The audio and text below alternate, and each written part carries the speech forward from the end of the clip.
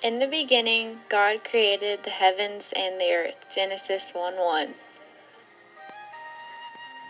God created the earth perfectly and was satisfied with his work, but he wanted to have someone to see all of his magnificent creations.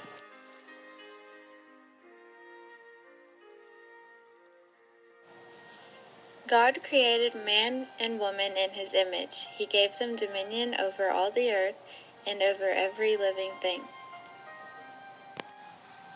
Genesis 1:28 says, "And God blessed them, Adam and Eve, and God said to them, Be fruitful and multiply, and fill the earth and subdue it, and have dominion over the fish of the sea, and the birds of the heavens, and over every living thing that moves on the earth."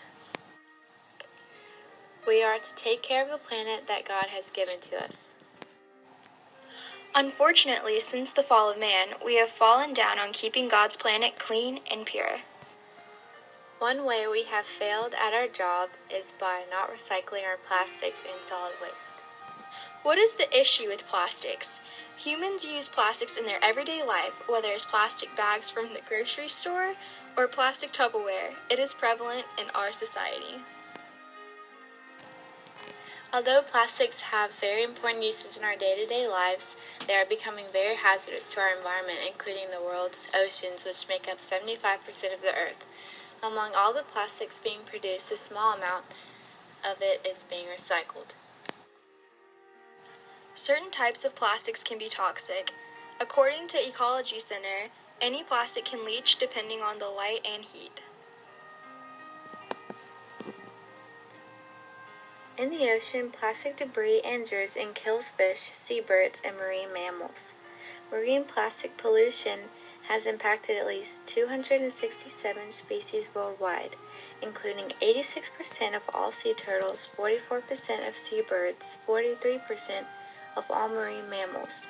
The impacts include fatalities as a result of indigestion, starvation, suffocation, infection, drowning, and entanglement.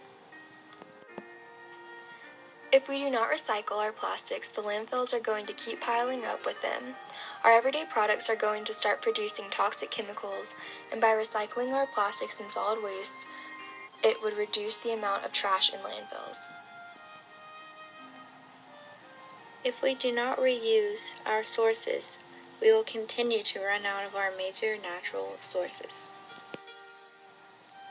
Abiotic things are non-living physical and chemical elements in the ecosystem. Abiotic resources are obtained by sunlight, water, and air. Not only do plastic and solid waste damage biotic elements of the ecosystem, but they also negatively impact abiotic components of the environment.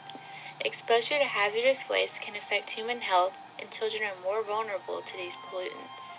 In fact, direct exposure can lead to many diseases because the chemical waste in the environment leads to poisoning.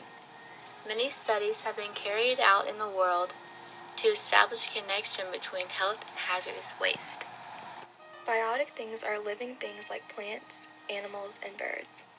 Biotic elements in our ecosystem are affected by plastics and solid waste.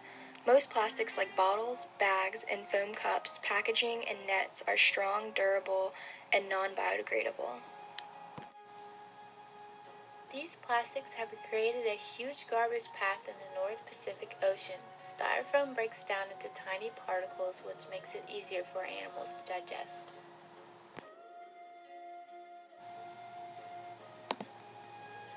Many animals are being affected by the waste like sea turtles, seabirds, and seals. Their digestive tract is clogged with plastic, bags, and other debris. It has been estimated that plastic kills 100,000 marine mammals every year.